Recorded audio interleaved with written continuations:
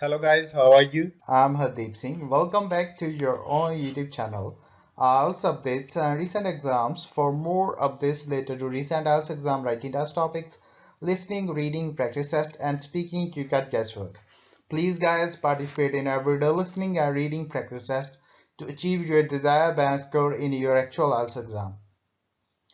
Please hit the like and subscribe button. Press the bell icon for the upcoming notifications. Don't forget like, subscribe and share my YouTube channel and my Facebook page, IELTS updates and recent exams. Part 1. You will hear two friends, Nancy and Fiona, catching up with each other. First, you will have some time to look at questions 1 to 6.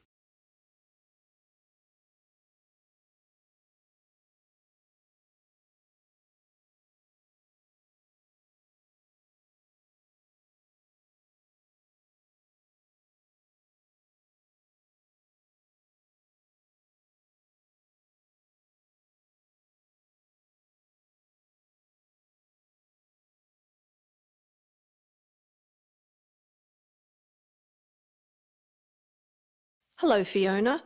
I haven't seen you for ages. Hi, Nancy. It must be 2 years, I think. Has it been that long? It seems like yesterday that we were regularly catching up with each other on Friday mornings at that cafe around the corner from you. Yes, I remember our chats at Cafe Bellissimo over a nice hot coffee and cake. Do you still work part-time or are you busier now? Well, actually, since I saw you last, I've had a baby girl who's with her grandmother at the moment, so I'm free to pay bills and do grocery shopping. What about yourself? What are you up to these days? Well, actually, I've started my own business, so I'm pretty busy. I'd call it full-time work myself, although the hours are very flexible. Wow, that sounds really fascinating. What sort of business is it? Well, we were initially going to open a shop, but we thought it would be easier to sell our product online. And a market stall would have been too hard to manage. We also thought it would be a great idea to sell not just in Perth, but all over Australia as well. So what do you sell? We're selling children's costumes from around the world. Interesting. How did you come up with the idea? As you know, Perth is such a multicultural society. At my children's school, there are so many immigrant children. Many of the families find it difficult to get traditional things from their culture, including clothes for special celebrations. With our extensive business travelling over the years, we have made numerous contacts in many countries. To look at questions 7 to 10.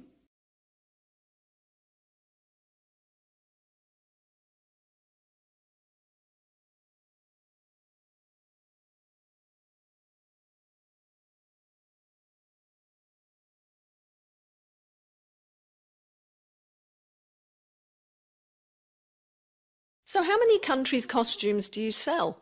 At the moment, I have a good range of countries. I have access to 10 from Africa and similarly from Asia with 10 nationalities. I have slightly more from the Americas with 13 and more again from Europe with 25. Unfortunately, I only have 6 for the Pacific region, but I'm expanding all the time. When do you find time to run your business?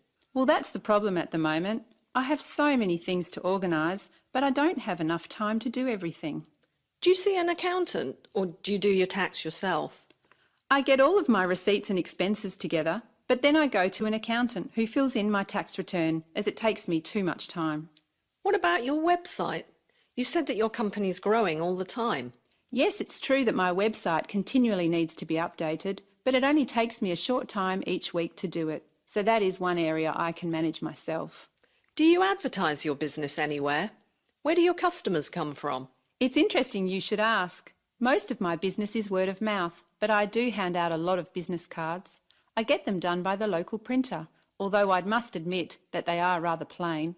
I need to add a little colour when I get time to redesign them in the future. Well, it's been great catching up with you and finding out all about your business. I'm very interested in looking at your website when I get home. Here's my business card so that you can email me for our next get-together. Don't bother about a babysitter next time. Bring your daughter with you, as I'd love to meet her. That sounds like a great idea. See you soon. Goodbye. That is the end of part 1. You now have half a minute to check your answers.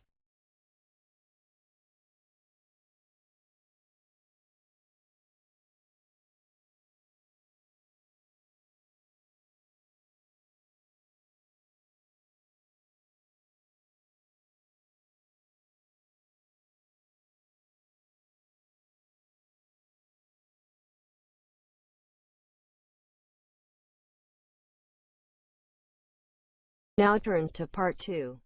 The Overseas Students Club is organising a tour of the city to help new students to find their way around. You will hear the tour guide giving them a talk about what will happen the next day and some instructions as to what to do. First, you'll have some time to look at questions 11 to 15.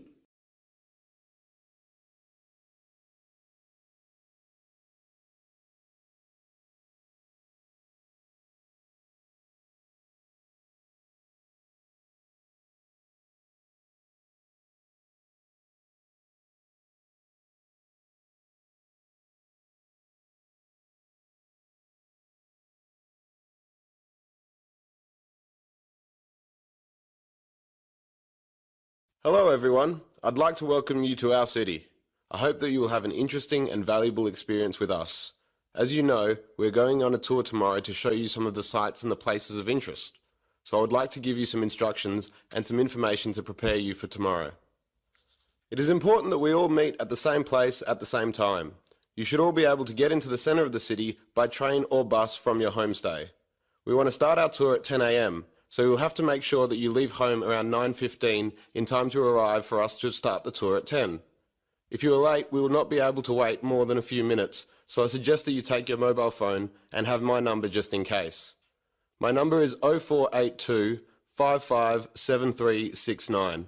I will just repeat that so you can get it. 0482 557369. You can see Ms. Parker after the talk if you do not have her number, and she will be happy to provide it. It's good to have both our numbers just in case. Oh, and another thing, it is better to buy a one-way ticket because the tour will last for 3 hours and a return ticket lasts only for 2 hours. Before the final part of the talk, to look at questions 16 to 20.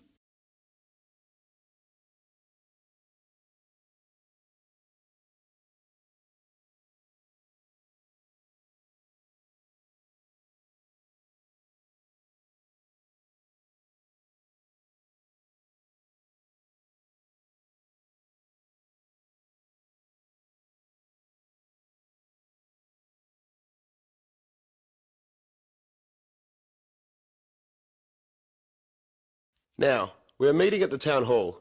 You should be able to make your way there from the bus or train stations, which are both in Flinders Street. It is only a short walk from both stations.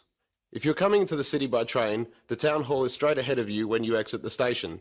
Just walk up Collins Street and you will see it on the left after the traffic lights.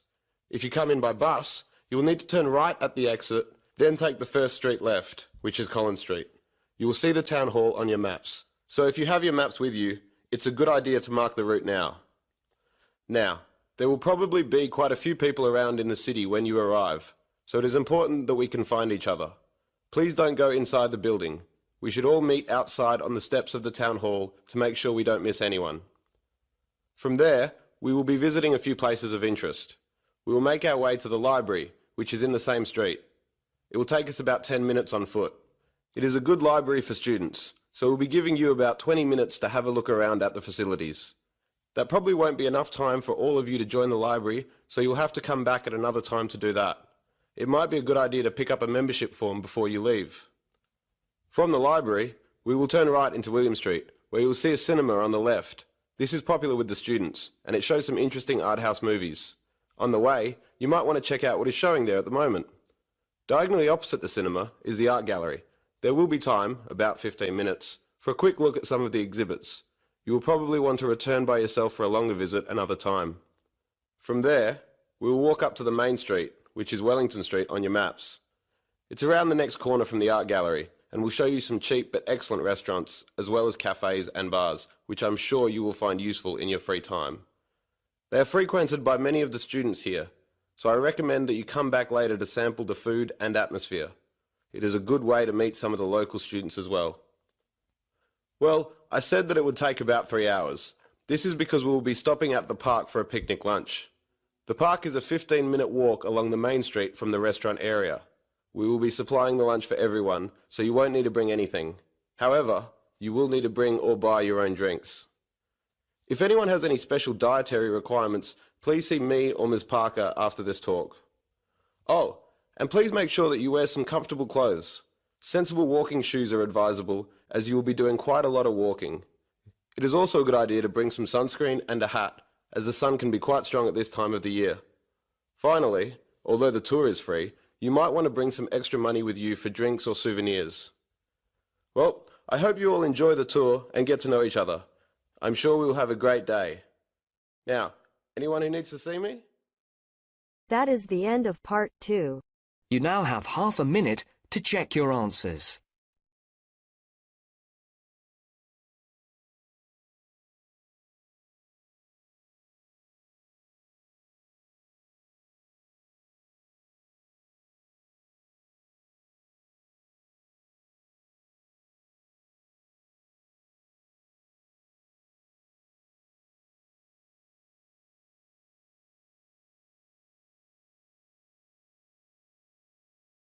Now turns to part 3. You will hear a discussion between two students, Rosie and Mike, and a university tutor. In the first part of the discussion, they're talking about a survey they have conducted on local entertainment. First, look at questions 21 to 26.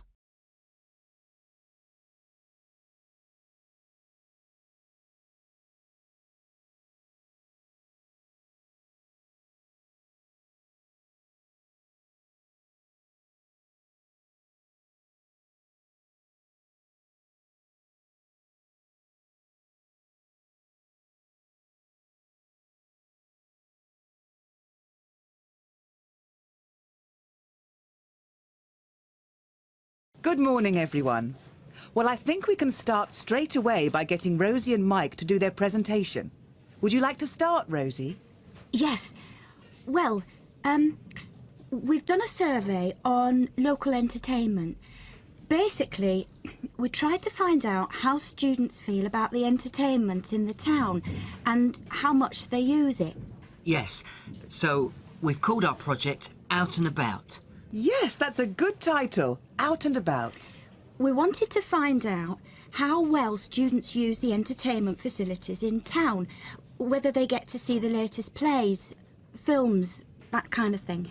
Now, we have our own facilities on campus, of course. Oh, yes.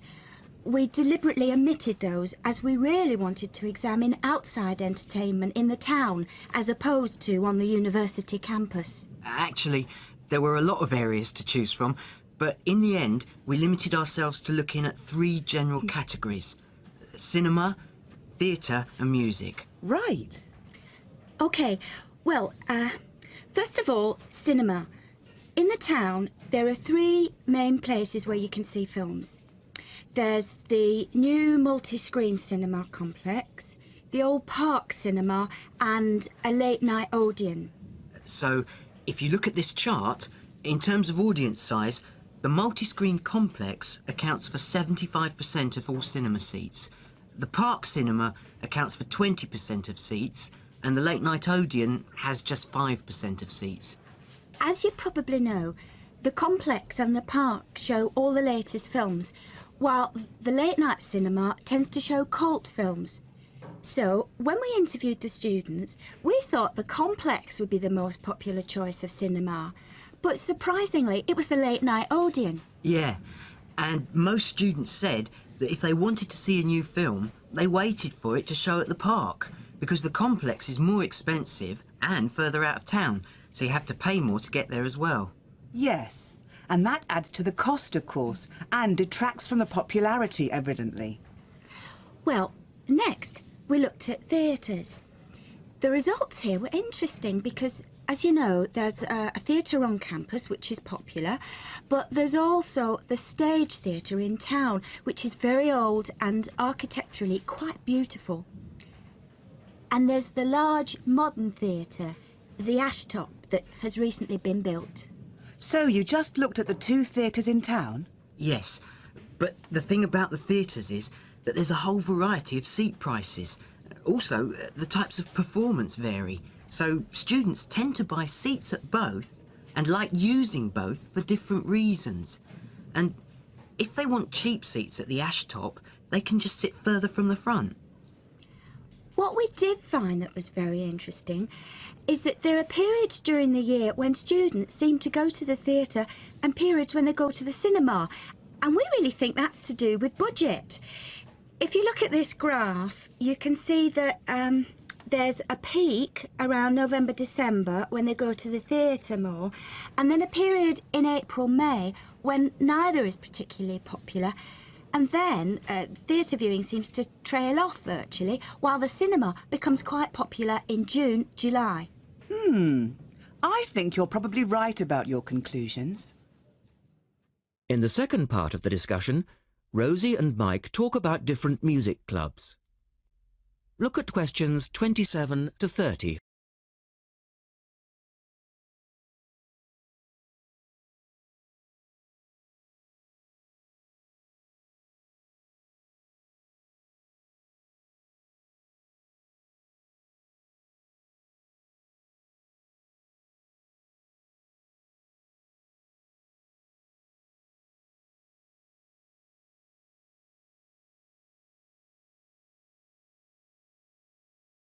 Well, lastly, we looked at music, and this time we were really investigating the sort of small music clubs that offer things like folk or specialise in local bands. So not musicals as such? That's right. We looked at 3 small music venues and we examined the quality of the entertainment and the venue and gave a ranking for these. A cross, meaning that the quality was poor, a tick, meaning it was okay, and 2 ticks for excellent. First of all, the Blues Club, which obviously specialises in blues music. This was a pretty small place and the seating was minimal, so we didn't give that a very good rating. No, we don't recommend that one, really.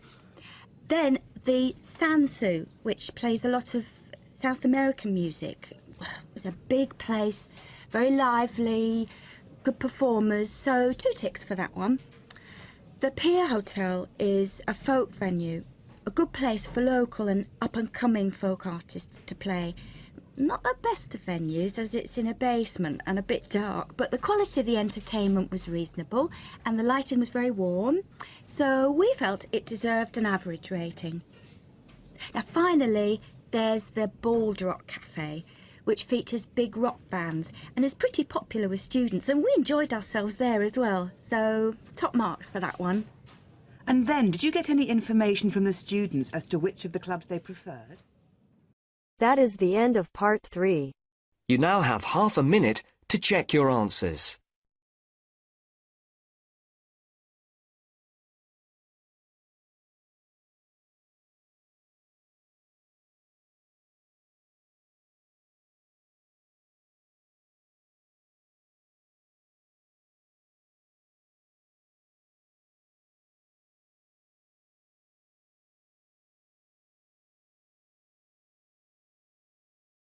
Now turns to part 4. You will hear a lecturer talking about dust storms. First, you have some time to look at questions 31 to 36.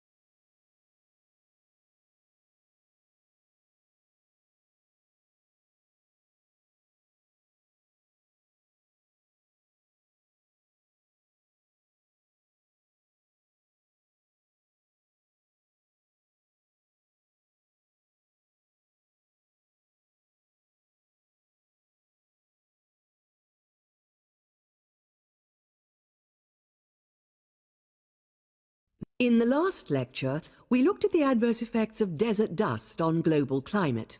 Today, we're going to examine more closely what causes dust storms and what other effects they can have.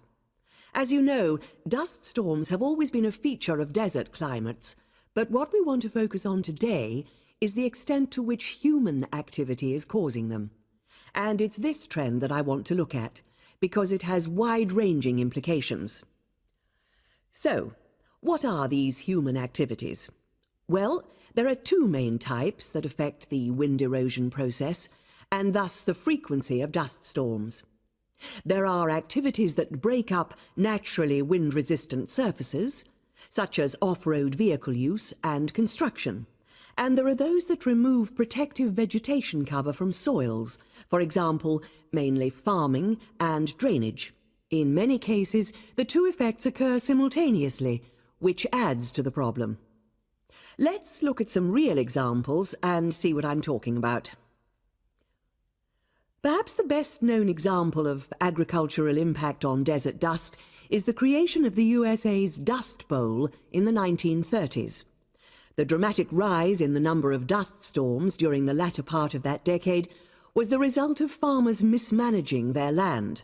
In fact, choking dust storms became so commonplace that the decade became known as the Dirty Thirties. Researchers observed a similar but more prolonged increase in dustiness in West Africa between the 1960s and the 1980s, when the frequency of the storms rose to 80 a year, and the dust was so thick that visibility was reduced to 1,000 meters. This was a hazard to pilots and road users.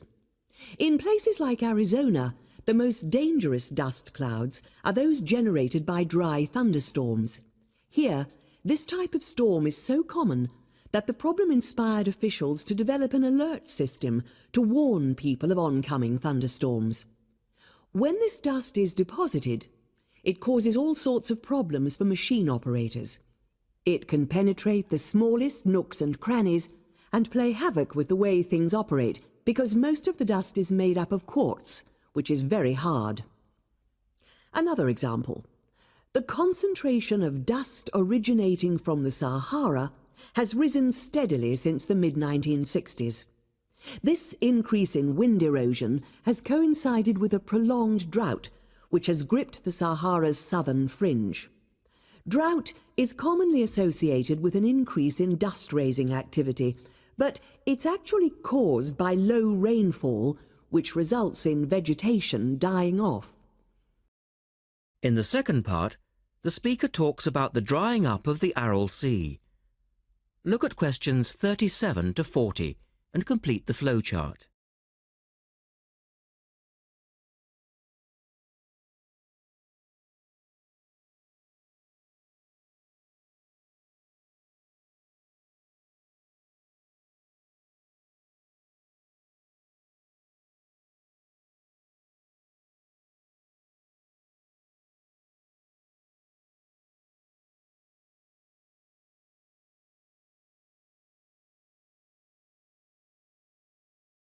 One of the foremost examples of modern human-induced environmental degradation is the drying up of the Aral Sea in Central Asia. Its ecological demise dates from the 1950s, when intensive irrigation began in the then Central Asian republics of the USSR. This produced a dramatic decline in the volume of water entering the sea from its two major tributaries.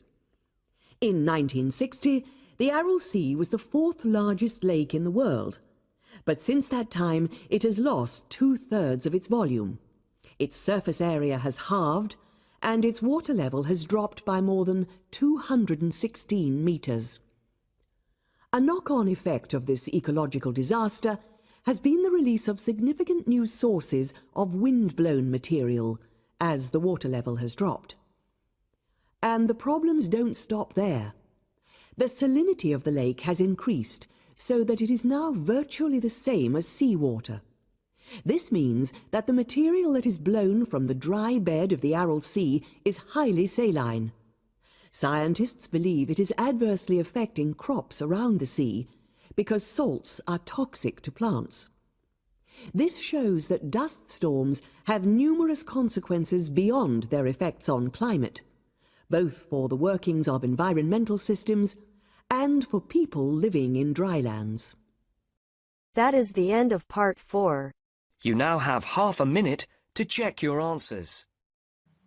So guys, don't forget like, subscribe and share my YouTube channel and my Facebook page. IELTS updates and recent exams. For more updates related to recent IELTS exam writing test topics, listening, reading, practice test and speaking, you got guesswork. Please guys, participate in everyday new IELTS listening and reading practice tests to achieve your desired band score in your actual IELTS exam. For more IELTS material, visit my official website www.ieltsupdatesandrecentexams.com. The link is given below in the description. If you need PDF files of latest IELTS material, then please join my Telegram channel. So guys, please write your score below the comment section. Again, thanks for listening. God bless you all guys. Stay tuned, stay safe.